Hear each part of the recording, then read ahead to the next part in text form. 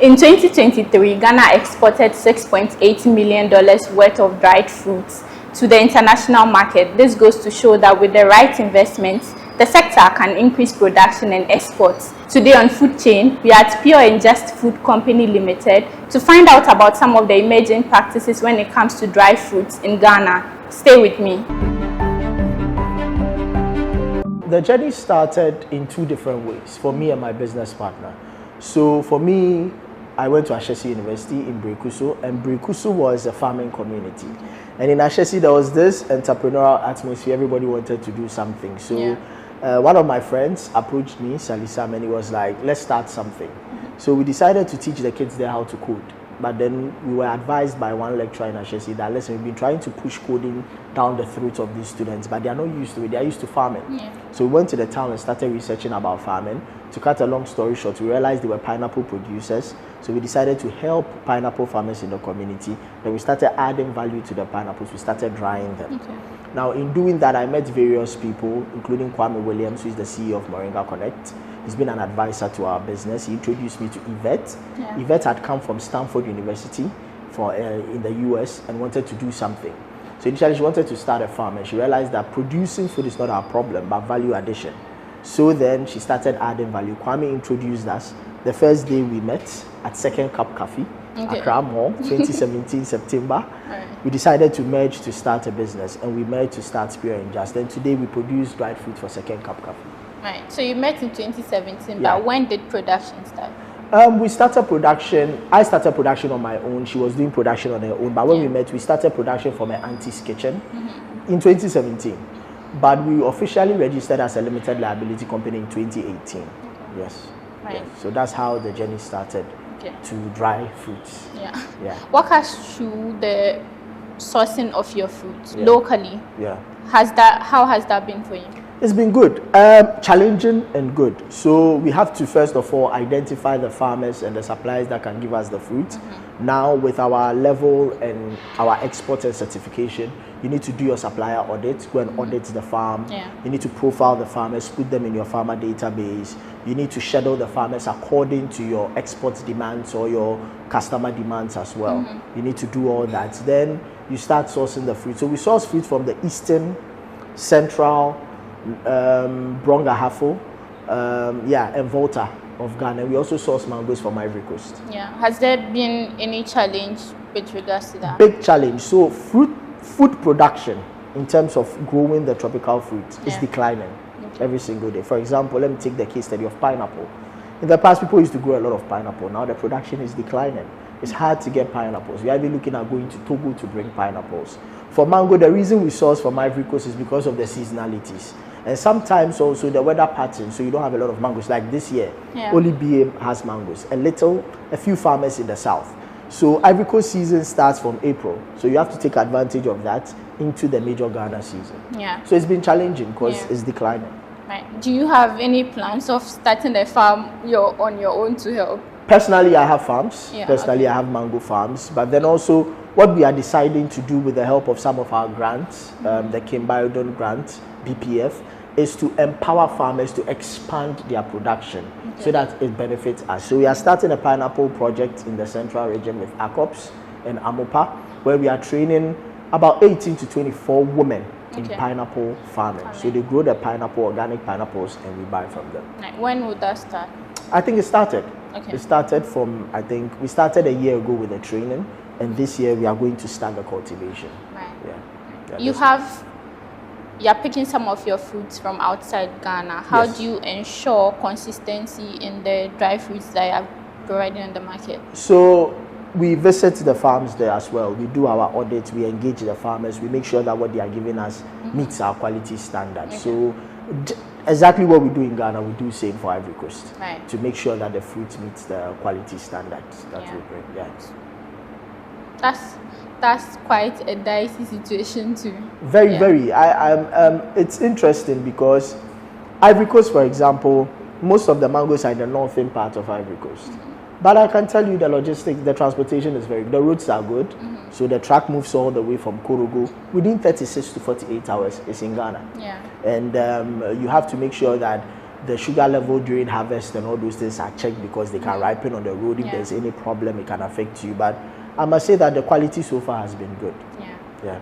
You've had consistent supply, so what's the capacity of dry fruits you're able to produce in a week? So in a week, we're able to do 5,000 kilos of dried fruits, between 5,000 to 6,000 kilos of dried fruit. We do about 50,000 kilos of fresh fruit to 60,000 kilos of fresh fruit a week. Okay. Yeah, that's our capacity currently. And so in a month, we are able to do 20 to 22,000 kilos of dried fruits in a month. This goes to tell that the demand is huge, both locally and... I would say export, the demand is huge. Locally, it's picking up because the typical Ghanaian doesn't wake up from bed and say, hey, I haven't taken dried fruit. They think about their wache. And we are very blessed and fortunate to be able to have tropical fruits. Mango, banana, pineapple, pawpaw, watermelon. Overseas, it's not like that. So the demand is high internationally. I mean, they are using it as ingredient, they are snacking on it, they are making it into baby food, bakery industry and everything. So we are trying to push it locally as well. So we are on the airlines. Emirates, when you pick Emirates, you accept our dried fruits. We are in almost all the retail shops, ShopRite, Maxmart, Megmart and all the other retail shops. We also have an e-commerce shop where you can also place your order and it will be delivered right at your doorstep. So we are trying to make it accessible. So for Yvette and I, the goal is to make sure that once the export brings the revenue, we try to bring down the cost so that every Ghanaian can afford dried fruits. At the moment, you are producing only mango and pineapple. At the moment, we are doing mango because it's the mango season. But we dry banana, we dry pineapple and pawpaw as well. All right. Is that also moving as fast as the mango? Yeah, pineapples demand is increasing internationally. So yes, currently we have orders for pineapples as well, dried pineapples. And banana too, yes, we do. And pawpaw too, we do have. Our dried pawpaw is actually the best on the market. All right. So currently, you have been in this market for some time now. Locally, how do you see the acceptability? It's better than before. When we started, it was more challenging. But now we have a lot of local dried fruit producers that are producing, selling in shops. So it's picking up. The Gen Zs and some of the young people are getting used to dried fruits. They understand what dried fruit is. You see it in your muesli, granola, and other things. So they are getting used to it. But in the past, it was quite hard. You go for fairs and people ask you, why are you drying the fruits? You know, why aren't you doing juice? Because we are used to juice. So now it's gradually picking up. The diaspora in town, the expats are buying it. So now it's picking up and it's better than before. It's way better than before. Seems very interesting, but I'm sure that over time people will fully accept it and it will become a thing. That's our prayer. So for me, I wish that every kid going to school will have a snack pack of dried fruits because it's fruits, so they have their daily intake of fruits. It's good for kids as well. You can use it in your food, your granola, in your even Gary showcase. You can cut some. For example, the dried banana, for example, you can use it as dessert. You get your nice ice cream, vanilla ice cream. You cut the dried banana, put in crushed some peanuts. Very good dessert. You should try it. But generally, what are some of the key challenges you see in the sector that you need help with? Currently, the CD appreciation is affecting us. I mean, it's a dicey topic, but the CD appreciation is affecting us because, let's say in the past when the dollar was about 15 cedis, if my cost price is 5 CD, it's 86 cedis. That's about 5 CD, 60 pesos roughly. My math might be wrong. But now that same 86 cedis is $8.6. But the international price of dried fruit doesn't change. So I think that the CD appreciation is a good thing, but it should reflect in price reduction for our raw material, the cost of our raw material. So if when the CD was 15 cedis to the dollar, I was buying maybe mango for 5 cedis. Now I should be buying mango for about 3 cedis. The transport cost should come down. So I think this interview meets with the CD appreciation. That's why I'm bringing that as the first challenge, because we are losing money on that, which will in effect affect jobs. Also, another challenge we are seeing is quality of labor. Surprisingly, quality of labor. You have labor that is not so committed, and sometimes you have people come and go. You always have to be looking for labor. The power challenges. I mean, when you came, the light went off and came back. Although we have a generator, the cost of fuel is also a problem. The power challenges, and I think that government must also start paying particular attention to the agriculture sector. And I think that's why I like this program, because if we focus on the production of our raw materials, for people like us that depend on that to add value, if it's subsidized, it will be good, because it will amaze you to know that transporting mangoes from Ivory Coast, the cost of transport, the cost of border charges plus the fruit is still cheaper than farm gate cost of mango in Ghana per kilo. It's cheaper.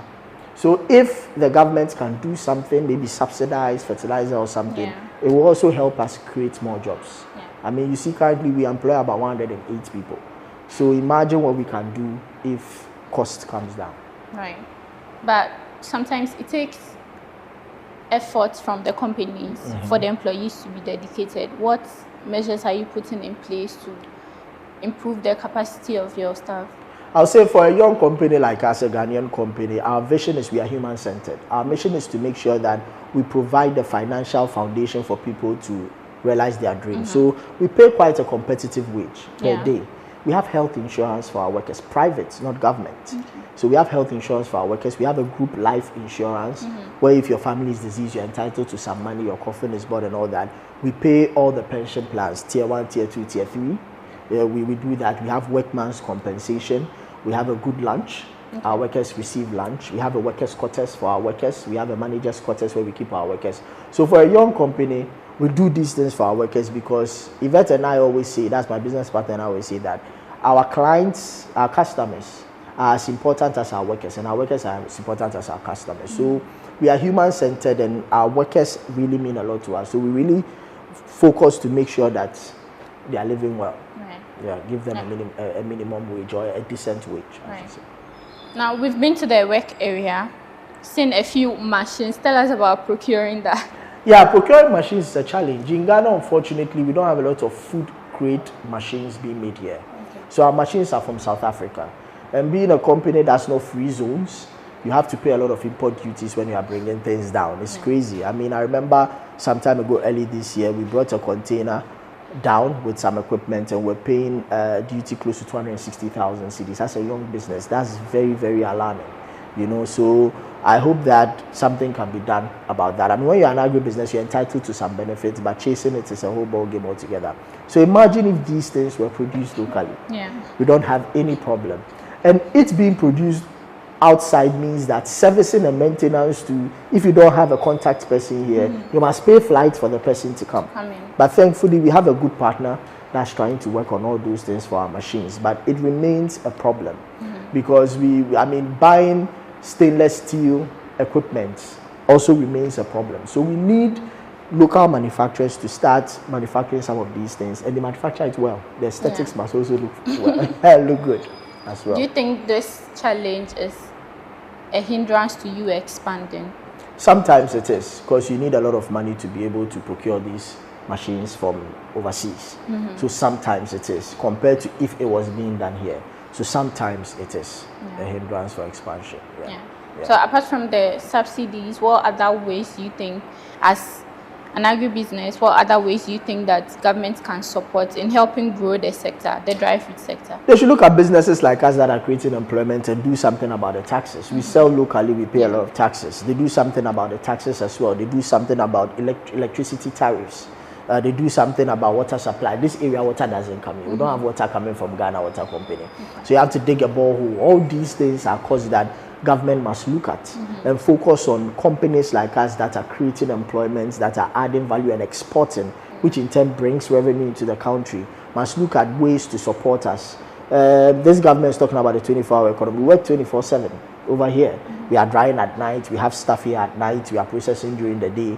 What things are there that the government can do? Sometimes I say they shouldn't give us money, but some little things that they can do, even if it is capacity building, technical training, or helping to reduce the cost of electricity and those things, it will really be good. I mean, you were coming and you saw the bad nature of the road. Even if they fix the road, it will be good for us, you know? So these are some of the things that they can do. Recently, I think for most exporters, the issue about the 10% tariff from the US, how are you hoping to navigate that challenge? We don't do a lot of business with the US, but we do sell in the US. Tariffs will always come, but I think that's also something that government must step in. you look at what we really give to the US. The dried fruit market is big in Europe than US for Africa because of also the proximity with shipping. Shipping from here to Europe is closer than to the US. So yes, it will affect us, but then we have to find a way around it. You know, we really have to find a way around it because the tropical fruit, they don't grow there, we grow here, they need it. So sometimes we also need to, you know, come to the table with an offer that is very good, stating very well that they also need us in a way, not always beg them.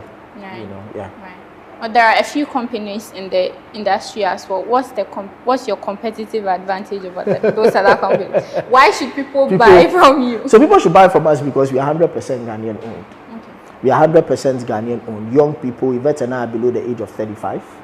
Yeah, I'll mention the age, you can guess it, but we are young people trying to create jobs. And you look at the fact that I said we are human-centered. We pay a good wage. We take good care of our farmers. We take good care of our workers. We are environmentally smart in a way. I say climate smart. We try as well. So these are some of the things that we do. I mean, you came here, you didn't see us eating in styrofoams. We didn't give you water in plastics. We gave you in glass. So these are some of the little things. So what makes us stand out, apart from all the things I've mentioned, is we are women-led. We have 70% of women working here. We are youth-driven. Most of our workers are below the age of 38. We are climate smart as well. We are mindful of the environment. So that's what makes us stand aside. And we are collaborative. We don't shy away from collaborating because we believe that if all the dry food businesses in Ghana come together, we can do something. It represents the country, represents West Africa, and the benefit is from us. So that alone gives us a higher competitive advantage. Well, over the period, we've been talking about improving on packaging. It helps to break into other markets. What has been your journey when it comes to packaging your fruits and acceptability? Very good question. So even our packaged fruit are only sold locally in the US and also in Japan. Normally, majority of what we do is bulk. Then they repackage. So it's a good question because having a ready-to-retail product being sold in Europe, the headache and the hassle. So our products locally and even in Japan and the other places where we sell, they look at it, they say the packaging is very nice. But there's always room for improvement, and that's where the investment is needed. To be able to sell a ready-to-retail product it's not easy at all. So it's something we are still working on. It's a work in progress that we are still working on. So this is our intake area. We call it intake because that's where we receive the fruits. The fruits come in and we take it. So it's the fruit reception area. We call it intake. This is where the fresh fruits come in. When it comes in, we do our raw material analysis. So we have a raw material specification for each fruit. So for example, you can see mangoes here. We take them, we analyze them, we check the bricks, which is the sugar level. We weigh, we wash, and then we issue. We also store, and then every single day they do sorting for which ones are ripened for processing because we don't receive the fruit ripened. If we receive the fruit ripened, the disadvantage is that some will go bad as it's on its way, and it will be hard for us to transport. So the rejection rate for ripened fruit is a lot. So we take fruits when they are not ripened. So when you check the sugar level, what happens after that? So there is a device called a refractometer. We use it to check the sugar content of the fruit. So when we check the sugar content, there is a sugar content we need to harvest. And then when it comes here, it takes roughly mango 3 to 5 days to get to the prescribed sugar level from the client that we should process. So when we get that sugar level, then we process. So they check the sugar level to confirm that what the farmer said it was from the farm is exact, and then also to guide them with how fast it will ripen. So from here, when they receive the fruits, they weigh, they wash, and then they issue the fruits for peeling and cutting. So they pass the fruits through this roller gates. Let me show you. They roll it out, and then it goes in there to be peeled and cut. So that's the next stage, peeling and cutting. So we go there. So here is the peeling and cutting room. Over here, what they do is to peel the fruits and then cut it into the various sizes based on the client's recommendation or specification. So I showed you where they roll it in. This is where they roll it in. That's what he's picking. You can see from down there, they roll it in through there. Then they do the peeling. Then they cut the fruit fruit cheeks of the mango seeds. Okay. This is a triple stack conveyor. Triple stack conveyor. The first stop, the mango cheeks goes on it. It enters into the mango cutter. It cuts onto the tray. Right. The second takes away the seeds. Okay. And then the third takes away the peels. Right. So you can see the first is going through this direction. Yeah. Then the other two is going through that direction. Okay. Yeah, so they cut it off the cheeks, then they put it on. Yeah, so they cut the mangoes off the seeds. You can see them. Yeah. They cut it off the seeds and then they put it on the conveyor. This is a mango cutter. It cuts it and then it spreads it on the tray. Okay. So the cutter has been programmed based on the cutting size of the client. Right. So they cut it and then it falls on. They arrange it on the trays with the tray mats. They arrange it onto the trolleys and then push it into the dryer. Right. Yeah. So this is what happens in the peeling and cutting area. So apart from cutting, the peeling is done manually. The peeling is done manually. The peeling is done manually. So Takes a lot of hands. a lot of hands. So today we are not processing at full capacity, but from tomorrow we'll be processing at full capacity. Okay. 22 people here. Right.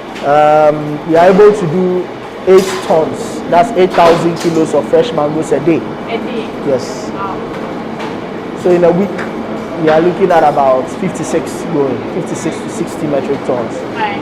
Yeah. Like the demand is huge. Yeah, the demand is huge, and we sell both locally and internationally. Okay. So the intake people take fruits that are called Firm 1 or Firm A fruit. Based on the sugar level and then based on they feeling it. You know, by the time when you do it, when you just start the mango, you can tell it's Firm 1 ready for processing. Alright. But what are the bowls for? So these bowls, this is where the mango juice or anything that doesn't have to go on the plate, this is where it comes off. So maybe the juice, extra peels or seeds, they push it through here and then pour it down there. But those tables are also connected to the peeling table. Right. So they just push the peels through there and then it goes So that out. becomes waste. Yes, that becomes waste. These are the 2 dryers that we use. 1, 2. Okay. This third dryer is not in use, but that's what we're using in our old facility before we scaled up to this place. Right. So these are the 2 dryers. They are LPG powered dehydrators. They use both LPG and electricity. So the LPG is where the fire source comes from, and the electricity controls the fans. So it's a simple mechanism. There's a gas detector in there. When it detects the gas, it ignites, then it brings the flame. Then the fan blows it to evenly dry the fruits. Right. So these are the 2 dryers that we use. Each dryer has a capacity of 4,000 kilos of fresh mangoes. Yes, so 4,000. Cut is about 2,000 kilos. Right, so you've been using the dryers for a while. What's the efficiency rate? Are you very good? Yeah, they're very efficient. Very efficient. The efficiency is very good. Sadly, these dryers are made in South Africa. We don't have a lot of companies in Ghana. I also don't really have companies doing these kind of efficient dryers in Ghana. So after the fruits are dried, they bring them into the removal room. It's called removal because they remove the dried fruits from the trays and store them in these security containers, as you can see. So they remove them from the trays and store them in these security containers. Then they take you to the intermediate storage. So how long before you go to the intermediate storage? When they are removing it, or from the dryer? When it's brought in here, immediately. It just stays out for some 1 minute, 2 minutes. Immediately they start removing, because each dryer takes about 144 trays or so. So, you know, a lot of trays come in here, so it will take time to cool off. Then they take it into the intermediate storage. Because of food safety reasons, we can't go to the intermediate storage. They take it there. So from the intermediate storage to the packaging area. Now I want you to take note of this door. This door leads to the processing room, you can see. So the trays goes back in there to be washed and then issued to the peeling and cutting people. So that's the system. Yeah. What's the shelf life? A year. A year. If you are not adding any preservative, a year, 12 months. But if you add some preservatives, 18 months, even close to 2 years before. How long after packaging do you send them out? I'm talking about exports. Exports, let's say sometimes right after packaging you ship it out. You don't keep it here for long. So roughly a week or two, then you ship it off. Yeah. So from here we come to the ante-room for the packaging area. Okay. Now this is a very high-end area because this is the final packaging. From intake, not so much because they are now going to peel and cut. When they peel and cut, it goes into the dryer. So any microbes will be dealt with by the dryer. But when it comes here, it's going out for export. So the hygiene protocols here are quite high. So this is where the product packaging takes place. Over here, they, number one, cut the mangoes into the sizes required by the clients. Okay. Also cut off any peels or seeds that probably based on oversight, they didn't see it in the peeling and cutting room. Right. Then they bag, Okay. they do their metal detection, they seal, they box, then it goes out for export. Okay. So this is what happens at the packaging area. But what do you use to measure the sizes? What do we use to measure? We have a chart. Okay. So But this is being done manually. all these are being done manually because for Pure and Just we want to create jobs. You know, sometimes when machine takes over these things, you don't create jobs. Yeah, and so far the efficiency has been okay. Not like a machine, but it's been okay. Yeah. So this is the packaging area. Then after that, it goes into the finished product storage. Okay. Because of food safety reasons, we might not be able to go there. And then it goes out for dispatch. So this is the entire facility. Okay. Quite a simple process, but a lot goes into it. So we've been speaking to the Chief Operating Officer of Pure and Just Company Limited, Mr. Emmanuel Ampedu, and he's been sharing with us some of the challenges associated with the dry fruit sector, which include access to raw fruits and human resource. This has been Food Chain with me, Jessie Eyo Magbako. See you on another episode.